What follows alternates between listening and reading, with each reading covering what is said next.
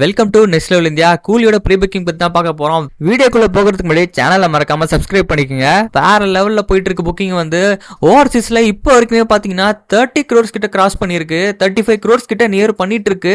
என்ன மாதிரி வந்து புக்கிங் நடந்துட்டு இருக்கு யாருக்குமே எதுவுமே புரியல. இது வரைக்கும் வரலாற்றிலே பார்க்காத அளவுக்கு இங்க புக்கிங்ஸ் வந்து போயிட்டு இருக்கு. கேரளால பாத்தீங்கன்னா புக்கிங் ஓபன் பண்ண 1 hourலயே 50,000 டிக்கெட் வந்து காலியா இருக்கு. அதுவும் 1 hourல ஆன்லைன்ல மட்டும்தான் அப்படின்னு பாத்தீங்கன்னா அதுவும் கிடையாது. ஒரு அபிஷியல் வீடியோவே ரிலீஸ் பண்ணிருந்தாங்க சன் பிக்சர்ஸ்ல கூட. டிக்கெட் கவுண்டர் ஓபன் பண்ண உடனே அவ்வளோ பேர் ஓடி வந்து டிக்கெட் வாங்குறாங்க. கேரளால நடந்த ஒரு விஷயம் இது. இது மட்டும் கிடையாது. கேரளால பாத்தீங்கன்னா 24 ஹவர்ஸ்க்குள்ள 4 கோடிக்கு மேல ப்ரீ புக்கிங் கலெக்ஷன்ஸ் வந்திருக்கு. ஸோ இதை விட ஆச்சரியமான விஷயம் என்னன்னா, தமிழ்நாட்டில் புக்கிங் ஓப்பன் பண்ணி ஃபியூ ஹார்ஸ்ல 9 crore கிட்ட கிராஸ் கலெக்ஷன் வந்திருக்கு. வெறும் புக்கிங்ல மட்டுமே. அதாவது டிக்கெட் மட்டும் எவ்வளோ புக் ஆயிருக்கு அப்படின்னு சொல்லி பார்க்கணும்னா ஃபர்ஸ்ட் 24 hours அப்படின்னு சொல்றாங்க. ஆனால் 24 ஹவர்ஸ்க்குள்ளவே வந்து 3 லட்சத்துக்கு மேல டிக்கெட் வந்து புக் ஆயிருக்கு. நிமிஷத்துக்கு நிமிஷம் வந்து ஆயிரக்கணக்கான டிக்கெட் வந்து புக் ஆயிட்டு இருக்கு. கூலியோட ஓவர்சீஸ் கலெக்ஷன்ஸ் 30 கோடி இருக்கும்போது வார் 2 கலெக்ஷன்ஸ் வந்து 4 கோடி தான் இப்போதைக்கு தாண்டி இருக்கு. கூலி மூவியோட புக்கிங் ஸ்டார்ட் பண்ணதுல இருந்து வார் 2ன்ற மூவி ரிலீஸ் ஆக போகுதுன்றதே ஒரு சில பேர் மறந்து போயிட்டாங்க. எவ்வளவுதான் ஹேட்டட வந்து நீங்க ஸ்ப்ரெட் பண்ணாலும் சரி, தலைவரோட அந்த பவர் வந்து என்ன பண்ணிட்டு இருக்குன்னு நீங்களே பாருங்க. ஸோ இப்போ வந்து புக்கிங்ல வந்து முக்கியமான விஷயம் அப்படின்னு சொல்லி பார்க்கும்போது, இப்போ டே டு டே வந்து கூலியோட ஓவர்சீஸ் கலெக்ஷன்ஸ் வந்து அளவை தாண்டி வந்து கலெக்ட் பண்ணிட்டு இருக்கு. புக்கிங் ஆயிட்டு இருக்கு. இப்போ பாத்தீங்கன்னா வந்து 30 crore வந்து இப்பவே கிராஸ் பண்ணிடுச்சு. ஸோ இன்னும் மூவி ரிலீஸ் ஆகிறதுக்கு 5 days கிட்ட இருக்கு இன்னும். ஸோ இப்போ ஓவரால் எவ்வளவு வரும் நீங்களே யோசிச்சு பாருங்களேன். இன்னும் அதிகமாயிட்டு தான் போகும். டே பை டே வந்து இன்க்ரீஸ் ஆக போகுது. அதாவது இப்போ வரைக்கும் எல்லாருமே ப்ரெடிக்ட் பண்ற ஒரே விஷயம், சினிமா ட்ராக்கர்ஸ் எல்லாமே ப்ரெடிக்ட் பண்ற ஒரு விஷயம், ஓவர்சீஸ்ல மட்டுமே 80 கோடி கிட்ட கிராஸ் கலெக்ஷன் வரப்போகுதுன்னு சொல்றாங்க. ஓவர்சீஸ்ல மட்டும், அதாவது அதர் கண்ட்ரில மட்டுமே 80 கோடி கலெக்ஷன்ஸ் வந்து வருதுன்னா, அப்போ நம்ம இந்தியாலையும் சரி தமிழ்நாட்டிலையும் சரி அண்ட் வந்து அதர் ஸ்டேட்ஸ்லாம் வந்து பார்க்கும்போது நம்மளுக்கு டோட்டலாக எவ்வளோ வரும்னு சொல்லி யூகிச்சு கூட பார்க்க முடியல. ஏன்னா அந்த அளவுக்கு வந்து கலெக்ஷன்ஸ் வந்து வரும்னு சொல்லிட்டு இருக்காங்க. இது கிளாஷ் கூட நடக்குதுங்க. எனக்கே வந்து ஆச்சரியமா இருக்கு. நீங்க ஒரு சோலோவா ஒரு ஃபிலிம் ரிலீஸ் பண்ணி இந்த அளவுக்கு பெரிய கலெக்ஷன் வருதுன்னா நம்ம ஒத்துக்கலாம். ஆனா வந்து யோசிச்சு பாருங்களேன், 24 வயசு இருக்க ஒரு மனுஷன், அதாவது 2011 2 லங்ஸுமே பிரச்சனையாகி ஹாஸ்பிட்டல்ல வந்து உயிரை விடுற நிலைமையில இருந்து இப்போ பார்த்தீங்கன்னா வந்து இந்த உலகத்திலே ஏறி மேலே நின்று நான் தாண்டா பெரிய சூப்பர் ஸ்டார்னு சொல்லி நிரூபிச்சிட்டு இருக்காரு. எத்தனை பேர் ஃபேக் கலெக்ஷன் ஃபேக் போஸ்டர்லாம் போட்டாலும் வந்து ரியலாக வந்து இங்கே கெத்தா நின்று எந்த பேச்சும் பேசாமல், எந்த ஒரு ட்ராமா பேச்சும் இல்லாமல், அவரே ஒரு புகழ்ந்துக்காம டவுன் டு ஹெர்த்தாக இருந்து இந்த மாதிரி ஒரு ரூல் பண்ணிட்டு இருக்காரு. இப்போ கூட போய் புக் மை ஷோ ஓப்பன் பண்ணி பாருங்க. லாஸ்ட் ஹவர்ல எவ்வளோ டிக்கெட் புக் ஆயிருக்கு. நீ யாருக்குமே இந்த மாதிரி நடக்காது. அவ்வளோ பெரிய வந்து ஒரு செலிப்ரேஷன்ஸ், அவ்வளோ பெரிய இது நடக்க போகுது. ஸோ தமிழ்நாட்டில் இன்னும் நிறைய வந்து தியேட்டர்லாம் வந்து டிக்கெட் புக்கிங் ஓபன் பண்ணல அப்படின்னு நினைச்சீங்கன்னா கூடி 6th ஒன்று ஓபன் பண்ண ஆரம்பிச்சிருவாங்க. இப்பதான் பெரிய பெரிய தியேட்டர்ஸ்லாம் வந்து புக்கிங் வந்து ஓபன் பண்ணிட்டு இருக்காங்க. மாயாஜால்ல எல்லா ஷோஸுமே விட்ட கொஞ்ச நேரத்தில் ஹவுஸ்ஃபுல்லா இருக்கு. அதாவது 54 ஷோ கிட்ட சொல்றாங்க ஹவுஸ்ஃபுல்லா இருக்கு. விட்ட கொஞ்ச நேரத்திலேயே புக்கிங் வந்து. மற்ற தியேட்டர்லாம் நீங்க யோசிச்சு பாருங்க, ஆஃப்லைன்ல எவ்வளவு டிக்கெட் புக்கிங் ஆக போகுதுன்னு தெரியல.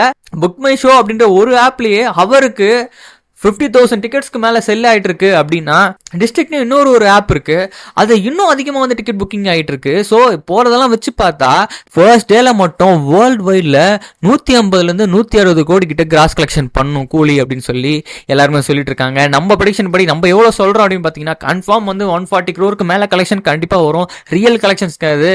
இதுக்கு முன்னாடி வந்து பொய்யா ஃபேக்கா ஒரு சில போஸ்டர்ஸ்லாம் விட்டுட்டு இருப்பாங்க நம்ம தமிழ் சினிமாலேயே. அந்த மாதிரி வந்து ஃபேக் கிடையாது. ஒரிஜினலாவே வந்து இங்க நம்ம தமிழ் சினிமா ஃபர்ஸ்ட் டைம் வந்து அதிகமான கலெக்ஷன்ஸ் வச்சு நம்ம தமிழ் சினிமாவை இடத்துக்கு கொண்டு போறது நம்ம ரஜினி சார் பிலிம் மட்டும்தான். நார்த் சைட்ல இருக்கவங்களாம் அவ்வளவு ஆச்சரியமா பாக்குறாங்க. என்ன இது 74 வயசுல இந்த மனுஷன் இந்த லெவல்ல வந்து ஒரு கிரேஸ் வச்சுட்டு இருக்காரு, இவ்வளவு டிக்கெட்ஸ் வந்து அவருக்கு புக் ஆயிட்டு இருக்கேன்னு சொல்லி எல்லாம் ஆச்சரியப்பட்டு இருக்காங்க.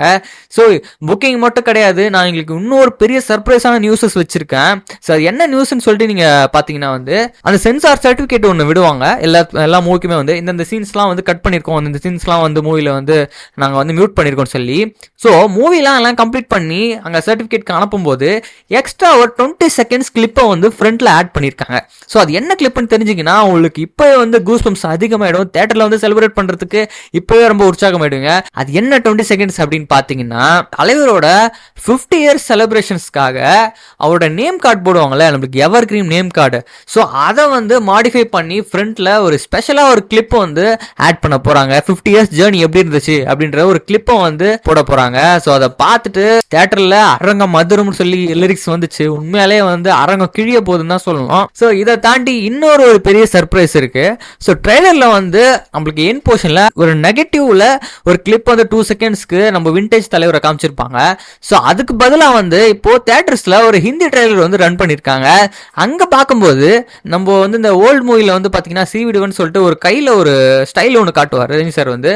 ஸோ அதை வந்து பேக் ஷாட்ஸ்ல இருந்து அதை காட்டுற மாதிரி ஒரு கிளிப் வந்து இப்போ ரிலீஸ் ஆயிருக்கு. ஸோ அது வந்து தியேட்டர்ஸ்ல மட்டும்தான், இந்த பிவிஆர் தியேட்டர்ஸ்ல மட்டும்தான் அந்த மூவிக்கு மிடில் வந்து இந்த ட்ரெய்லர் வந்து போட்டு காட்டிருக்காங்க. அந்த டைம்ல அந்த எண்டிங்ல இந்த மாதிரி மாத்தி வந்திருக்கு.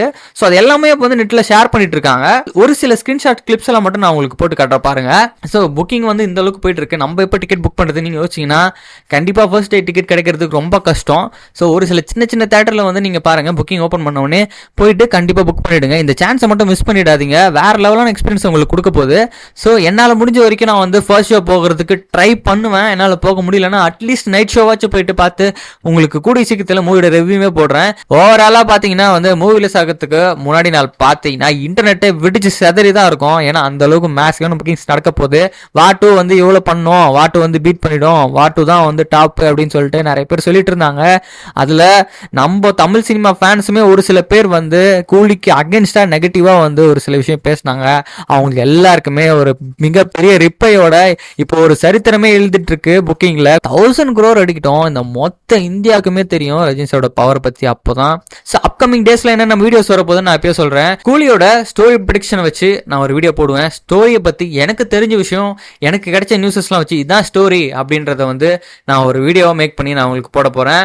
ஸோ அது அப்கமிங் டேஸ்ல உங்களுக்கு அந்த வீடியோ வரும். அது மட்டும் இல்லாம ஓவரால் பாக்ஸ் ஆஃபீஸ் கலெக்ஷனை பத்தி ப்ரெடிக்ஷன்ஸ் பிளஸ் வந்து டே டு டே அப்டேட்ல ஒரு மேசிவான வந்து கலெக்ஷன்ஸ் இந்த ரெக்கார்ட்ஸ் எல்லாம் வந்துச்சுன்னா அது அப் டு டேட் வந்து உங்களுக்கு ஒரு வீடியோ போடுவேன். ஸோ சேனலை மறக்காம சப்ஸ்கிரைப் பண்ணி வச்சுங்க. அப் டு டேட் வந்து நம்மளுக்கு வீடியோ கண்டிப்பா வரப்போகுது நம்ம சேனல்ல. மறக்காம செக் பண்ணி பாருங்க. ரஜினி சாரோட மாஸ் தெரியாம யாராச்சும் இந்த ஜென்ரேஷன்ல உங்களுக்கு சின்ன பசங்க யாராச்சும் இருந்தாங்கன்னா இந்த வீடியோ ஷேர் பண்ணி விடுங்க. தலைவரோட கெத்தை வந்து காட்டுங்க. ஸோ நெக்ஸ்ட் வீடியோல நம்மளுக்கு இதோட ஒரு பெஸ்ட் நியூஸோட நான் உங்களை பார்க்குறேன். ஸோ தேங்க்யூ ஃபார் வாட்சிங்.